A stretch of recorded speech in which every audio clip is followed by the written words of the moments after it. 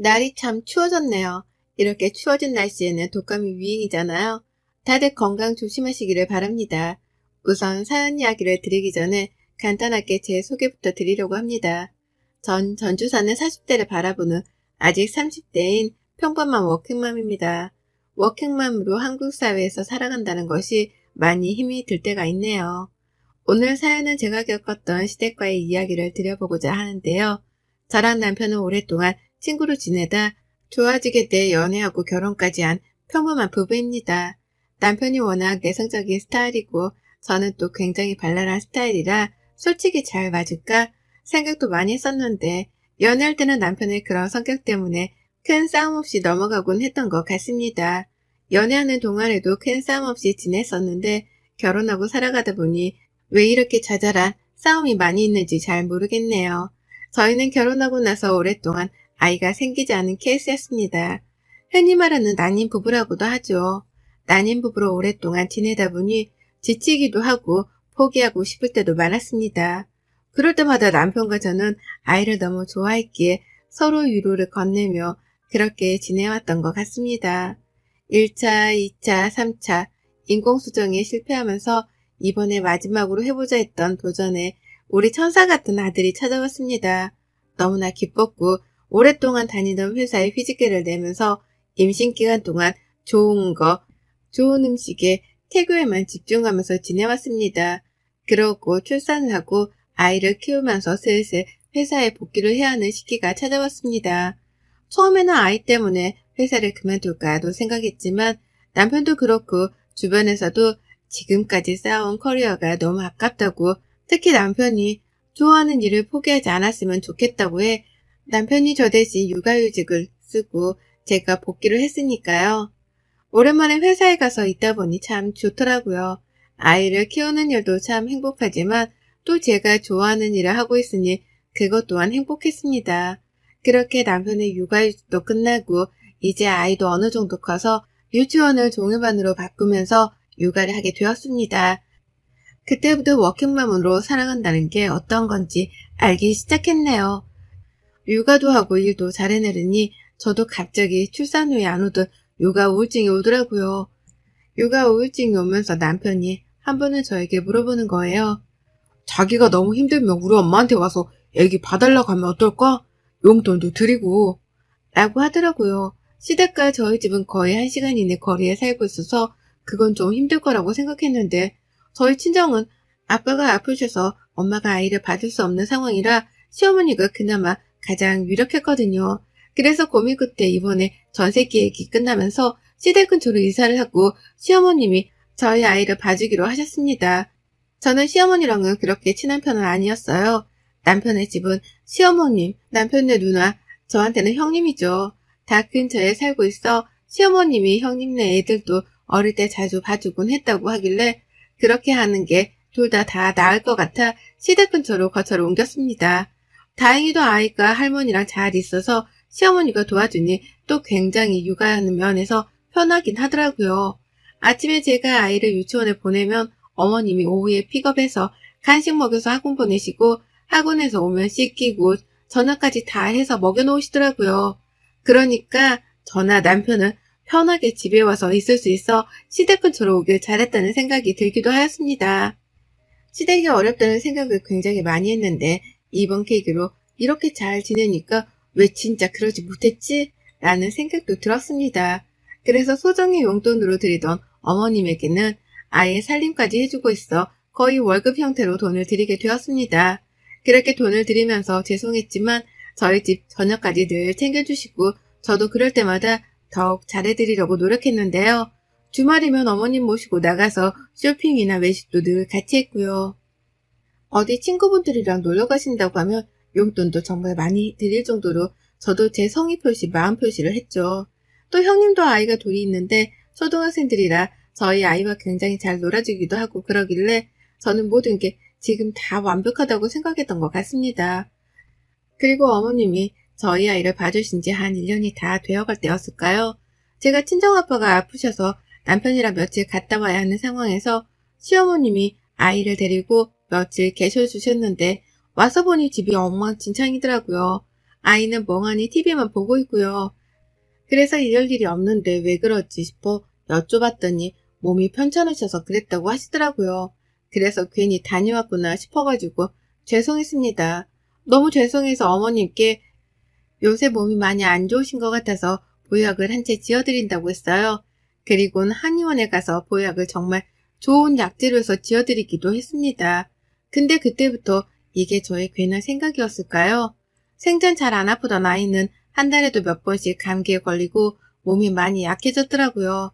그리고 영유아 검진 날이라 검진을 했는데 작년에는 또래에 비해 큰 편이라고 했는데 이번 년에는 작년보다 성장이 잘 되고 있지 않다는 말을 들으니 어머님이 밥도 잘 해주실 텐데 얘가 밥을 잘 안 먹나 싶어가지고 어머님께 여쭤봤어요. 어머님, 저희 애기 혹시 밥 요새 잘 안 먹나요? 아니, 밥 2그릇씩 싹싹 먹지. 근데 영유아 검진 갔는데 성장이 좀 더디다고 그래서 걱정이 되네요. 아, 그랬니? 더 식단에 신경 써야겠다. 감사합니다. 그 뒤로도 아이가 조금씩 미세하게 달라졌다는 생각이 들었습니다. 하지만 아이들이 커가면서 성장은 어느 정도는 멈출 수도 있다고 하니까 너무 조급하게 생각하지 말자라고 생각했죠. 주말에는 아이의 키와 체중을 더 높이기 위해서 고기부터 아이가 먹고 싶은 음식이나 간식들은 꽉꽉 냉장고에 채워두고 어머님께 일주일에 몇 번씩은 꼭 고기랑 야채 같이 주셨으면 좋겠다고 부탁까지 간곡히 드렸습니다. 그리고 나서도 어머니께 드리는 생활비 이외에도 제가 다 따로 음식 재료들은 사서 넣어드렸는데요. 또 독감 맞을 때 저는 병원에 전화해서 웬만하면 수일선으로 돈 주고 맞추려고 생각해서 이번에도 소아과에 전화를 다 돌린 후에 맞고 싶은 독감이 있어 이걸로 꼭 맞춰달라고 하고 돈도 따로 챙겨서 드렸습니다. 아이가 예민한 편이라 접종하고 나면 꼭 열이 나는데 그 백신 약은 열이 안 나서 꼭 그 백신 약으로 맞추려고 하거든요. 그리고 백신을 맞추고 나서 저녁에 아이에게서 갑자기 열이 펄펄 나는 거예요. 너무 걱정이 돼서 왜 매번 맞는 약으로 했는데 그랬을까? 어머니께 여쭤보니 똑같은 약이고 적어준 대로 했다고 하시길래 저는 당연히 그런 줄 알았습니다. 아이가 자꾸만 잔병치레도 많아지고 그래서 회사에 양해를 구한 후 한 보름 정도 연차와 월차를 끌어다가 다 쓰고 쉬기로 했습니다. 다행히도 오랫동안 다니던 회사라 양해를 해주셔서 한 보름 정도는 아이랑 함께 시간을 보내기로 했는데요.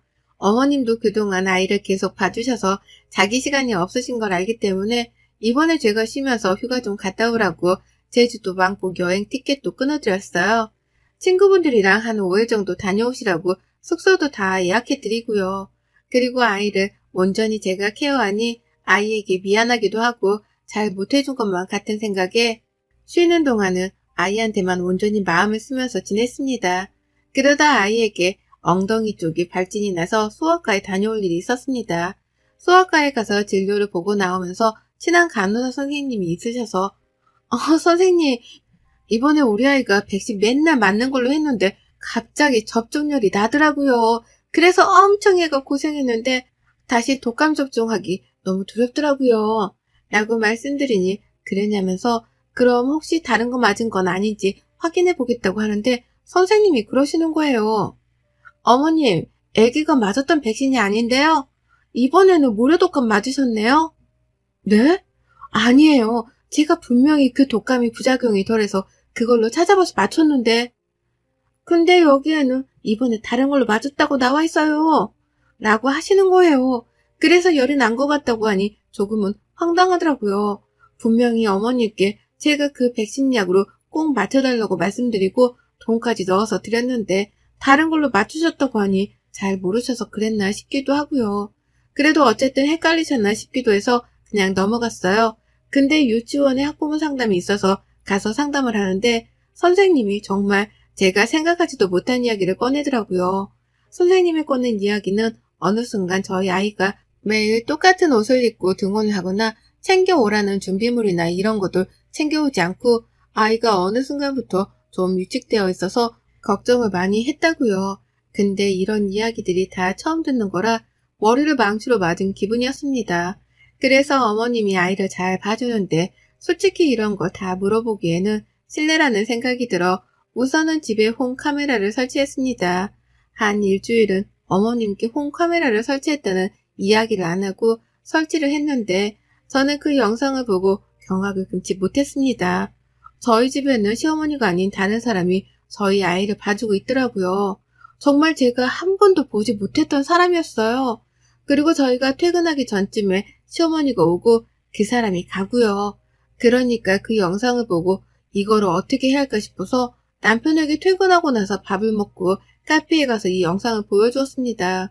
남편은 그 영상을 보더니 아무 말도 안 하고 갑자기 울더라고요. 그러더니 저에게 남편이 해주는 말은 너무 충격스러워 말을 하지 못했는데요. 여보, 미안해. 사실 지금 어머님 진짜 엄마는 아니야. 아빠가 나 어릴 때 재혼했던 새어머니야. 근데 자기한테 말 안 한 건 엄마가 어릴 때 나를 키우기도 했고 나도 진짜 엄마처럼 알고 살았기 때문에 그런 말을 하는 거를 원치 않으셔서 말을 못했어. 엄마가 왜 그런 행동을 한지는 모르겠는데 이대로 용서할 수는 없을 것 같아. 라고요. 시어머니는 남편의 새어머니였고 우선 시어머니에게 이 이야기를 하기 전에 우리 집에 오는 그 사람을 먼저 만나야 할 것 같았습니다. 또 홈카메라로 보았을 때 시어머니가 나가고 그 사람이 집으로 들어와서 집안일을 하길래 바로 집으로 들어갔습니다. 저를 보고 갑자기 놀라더군요. 그래서 제가 누구세요? 라고 하니 아무 말도 못하는 거예요. 근데 심지어 그 사람은 한국 사람도 아닌 조선족 사람이었습니다. 한국말이 서투른 것 같아서 어떻게 된 거냐고 물으니 자기는 그냥 아이 봐주는 거랑 집안일 하는 걸로 취업을 한 거고 돈은 얼마를 받냐고 물으니 제가 어머니께 드리는 4분의 1도 안 되는 금액을 주고 있더라고요. 어머님은 저에게 생활비를 받고 그 생활비에서 조금 떼어 그분께 드리고 제가 집에 들어오면 자기가 있는 척 했던 거더라고요. 처음부터 그랬던 건 아닌 것 같고 한 반년 정도 그랬다고 하더라고요. 그 사람이랑 이야기했던 것들을 다 녹화하고 홈카메라에 있었던 영상들도 확보하고 어떻게 말을 해야 할까 고민하다가 홈카메라로 둘이 바꾸는 순간에 제가 집 앞에 서 있었습니다. 시어머니는 놀라 저보고 언제 왔냐고 말하길래 자기가 아파서 아이를 봐줘야 하는데 못 그래서 친구에게 잠깐 부탁을 했다는 변명을 하시길래 알겠다고 하고 우선 그분은 보내고 거실에 앉아 그분과 대화한 녹음 내용들과 영상들을 제가 다 보여드렸습니다. 처음에는 계속 변명만 하시더니 그 영상과 내용들을 보니 갑자기 눈물을 뚝뚝 흘리시더라고요. 아니 그게 아니라 내가 너무 몸이 안 좋은데 애는 봐야 하고 그러다 보니 나도 모르게 몇 개월만 사람을 쓰면 좋겠다 싶어서 그랬는데 너무 미안하구나. 정말 면목이 없구나. 라고 하는 어머님께 드린 생활비 카드 내역을 다 보여드렸습니다. 제가 어머님이 집안 살림을 다 해주셔서 생활비 외에도 카드를 드렸는데 그 카드는 문자를 뜨게 제가 안 해놓았다고 편하게 쓰셔도 된다고 말씀을 드렸던 적이 있는데 그게 남편이 해놓은 줄 알고 아예 그 생활비 카드라고 드린 명목에 마트를 몇 번 잊지도 않고 뭐 놀러간 흔적들이 굉장하더라고요. 백화점, 마사지샵, 고급 일식집 뭐 등등 카드는 어머님 혼자 쓰셨는데 거의 이번 달은 400만 원 가까이 나왔으니까요. 그걸 보여드리니 뭐 할 말이 없으신지 이제는 적반하장으로 나오시는 거예요. 아들이나 며느리가 그거 해줄 수도 있지 뭘 그러냐면서 너 왜 이렇게 깐깐하게 구냐고 그러시더라고요. 그래서 제가 오히려 되물었어요. 어머님, 제가 아이 독감 맞춰달라고 10만원 봉투에 넣어서 드렸는데 아이는 무료 독감 맞추셨던데 그럼 그 돈은 또 어디에 쓰셨어요? 라고 물으니 얼굴이 빨갛게 변하시는 거예요. 그러면서 막 남편이 들어오니까 울면서 며느리가 나한테 저러더라. 너 어떻게 생각하느냐 하면서 가길래 남편이 어머님 손을 딱 뿌리치고 서류들을 막 던지더라고요. 어머님 얼굴 앞에요. 여기서 엄마라는 말 한마디만 더 했다가는 정말 가만히 안 놔둘 테니 알아서 해요. 이 서류들 지금 보세요. 그 서류들을 저도 보는데 남편네 저희 시아버지죠. 시아버지가 남편 앞으로 결혼할 때 거기서 살라고 해두신 게 있었는데 돌아가실 때 그 이야기를 시어머니가 듣고 남편 앞이 아닌 자기 앞으로 해놔서 거기에서 월세 받아서 쓰고 있었더라고요. 남편한테 아무 말도 없고요. 그러니까 남편이 어느 정도 짐작은 했는데 그래도 그것도 다시 찾아오려고 소송을 걸고 아버님이 그거에 대해서 쓰고 가신 게 있었는데 아프실 때 명의를 시어머니가 몰래 변경해 놓은 그런 것도 포착되어서 변호사 선임해서 소송할 거라고 이야기하더라고요. 그때서야 그 시어머니는 자기의 상황을 인지했는지는 모르겠지만 미안하다고 니네가 다 크면 주려고 했다. 이런 말도 안 되는 소리를 했지만 남편은 정말 처음으로 시어머니에게 소리를 고래고래 지르면서 말도 안 되는 소리 하지 마시고 지금까지 월세 받은 돈 다 토해내고 저희한테 생활비 받아간 거 6개월치도 다 토해내셔라. 사기죄로 들어가서 남은 인생 감방 사시려고 생각하시는 거 아니라면 제가 이야기했던 것들 다 지켜서 하라면서 빼곡하게 적어서 주더라고요. 시어머니는 어떻게 이럴 수 있냐면서 막 난리치고 남편은 더 이상 한마디만 더 하면 남아있던 정도 정말 없어질 것 같으니 준비 다 되시면 말씀하셔라 라고 했습니다. 그 뒤로 시어머니는 저에게도 전화와서 설득하라고 문자도 보내셨지만 다 씹고 남편 앞으로 있었던 아파트 명의는 남편으로 바꾸고 월세 받은 돈은 지금 없다며 배째라는 식이네요. 그래서 결국에는 변호사 선임해서 소송으로 가기로 했어요. 몇 달 정도를 소송한 결과 남편 쪽이 더 유리해 승소했고 시어머니라고 하고 싶지도 않네요. 근데 소송하면서 나오는 것들은 지금까지는 아무것도 아닌 일들이 많았습니다. 시어머니는 재혼해서 아버님 몰래 자기 앞으로 해놓은 것도 많았고 심지어 자기 딸 앞으로도 명의 변경 해놓은 것도 나왔어요. 아버님이 아플 때 다 자기가 몰래 그렇게 진행시킨 것들이 많았더라고요. 그때는 남편이 어려서 그런 거 잘 몰랐는데 커가니까 어느 정도 알 때쯤 의심은 했지만 그래도 자기를 키워준 사람이었기에 참고 살아야겠다고 생각했지만 이번 아이 일로 지금까지 쌓아둔 것들이 커져서 이렇게까지 하게 되었던 것 같네요. 시어머니는 정말 빈털터리로 쫓겨나게 되었고 지금은 그 자기 딸네 가 있는 걸로 알고 있어요.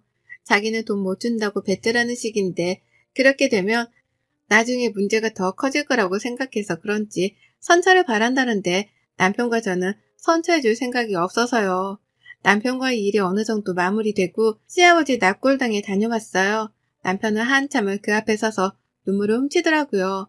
그리고는 자기를 낳아준 엄마를 한번 꼭 만나고 싶다고 저에게 이야기하길래 저는 당신이 괜찮으면 한번 꼭 찾아보라고 해서 이번에 수소문 끝에 남편은 이제 정말 친어머니를 만나게 되었습니다.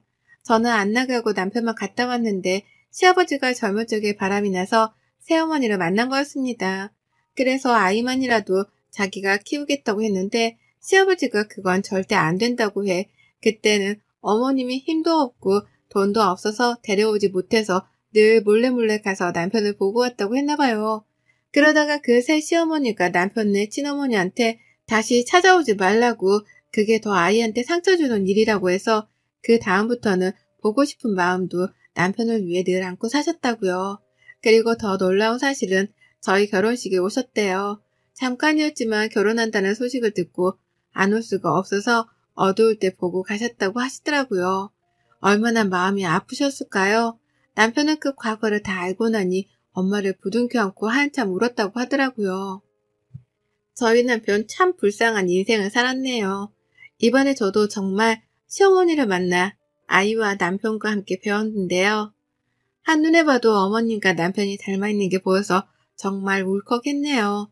저희 아이를 보고 어머님은 너무 예쁘다고 이런 시간이 올 줄 몰랐다고 하시는데 서로 오해가 있어 먼 길을 돌고 돌아서 만난 모자의 인연이 안타깝기도 하고 이제 남편도 어머님도 행복하게 지내시길 바라는 마음에 저희 가족 이야기를 사연으로 보내보았습니다. 그럼 새엄마였던 시모는 어떻게 되었냐고요? 법원에서 이야기했던 금액 모두 상환하느라 아버님이 그 새엄마였던 시모에게 마지막으로 남겨주신 아파트까지 팔아서 받았습니다. 그래서 지금은 갈 곳이 없어 아직도 딸네 집에 얹혀 사는 것 같아요. 돈도 다 잃고 자식도 잃고 며느리도 잃었네요.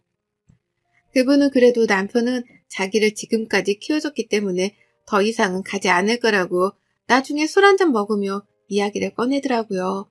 그리고 시댁 근처에 살았던 저희는 다시 원래 살던 곳으로 돌아와 새로운 삶을 시작했습니다. 이번에는 아이를 위해서 제가 회사에 휴직기를 낼 수 있어 휴직기를 내기로 했고 주말에는 남편과 시어머님과의 만남이 있어 만나서 맛있는 음식도 먹고 이번에 어머님 생신이라 처음으로 가족 다 같이 제주도에 놀러 가기로 했네요. 다시 시작하는 저희 가족에게 많은 응원을 부탁드리겠습니다. 여러분의 생각은 댓글로 남겨주세요. 오늘도 시청해 주셔서 정말 감사합니다.